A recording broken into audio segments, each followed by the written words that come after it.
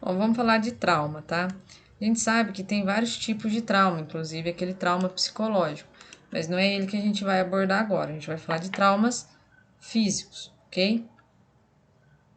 Então, para esse momento, entre outras referências, né, mas a principal que nós vamos estar utilizando é o PHTLS 8ª edição, tá? Mas o que é o PHTLS? É uma sigla em inglês, tá, que significa Atendimento Pré-Hospitalar ao Traumatizado. Trata-se de um programa amparado por uma série de conceitos embasados em evidências científicas, então não é nada da cabeça das pessoas, que são constantemente revisadas. Para minha sorte, eu tinha acabado de fazer o PHTLS 8ª edição, saiu a 9ª, com 4 meses, olha que legal. Bacana, né? Por que nós não estamos trabalhando a 9ª? Porque não tem tradução português ainda. Mas já saiu a atualização, tanto que vocês vão saber das atualizações, eu vou passar a atualização, mas, né, ele é atualizado constantemente. Ele foi desenvolvido em 1981, né, aproveitando ali o embalo de um outro programa, que é o ATLS, tá? Ele é o atendimento avançado no trauma para médicos, tá? Então, enfermeiros, atendentes podem fazer o PHTLS, o PHTLS. O ATLS é só para médico. O PHTLS pode ser cursado por médicos, enfermeiros, entre outras classes do serviço para a área da saúde, tá?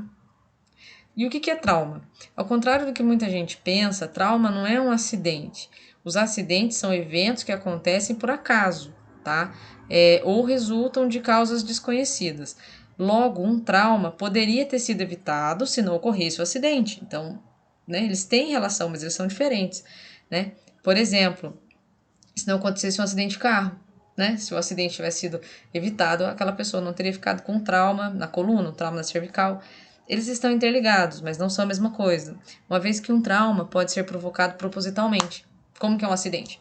Tá, eu vou lá, dou uma paulada na cabeça do fulano por acidente. Só se você estiver jogando taco, o cara esteja atrás de você não veja.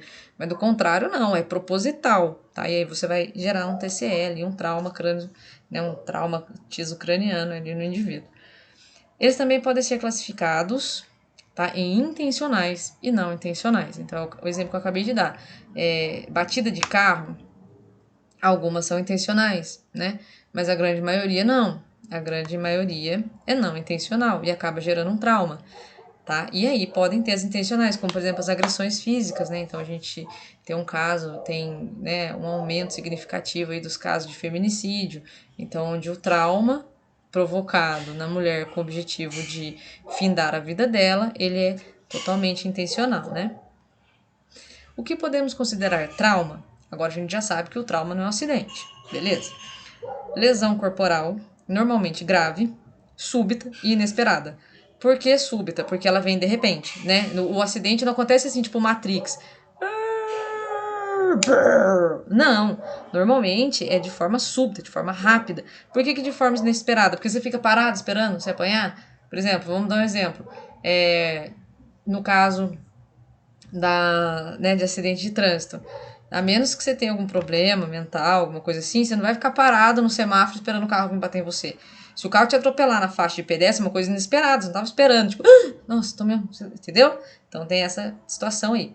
Podendo ser causada por vários mecanismos. E aí eu já volto para falar de quais são esses mecanismos. Aliás, eu gostaria que vocês me falassem quais são os mecanismos que podem ocasionar aí o trauma. Beleza?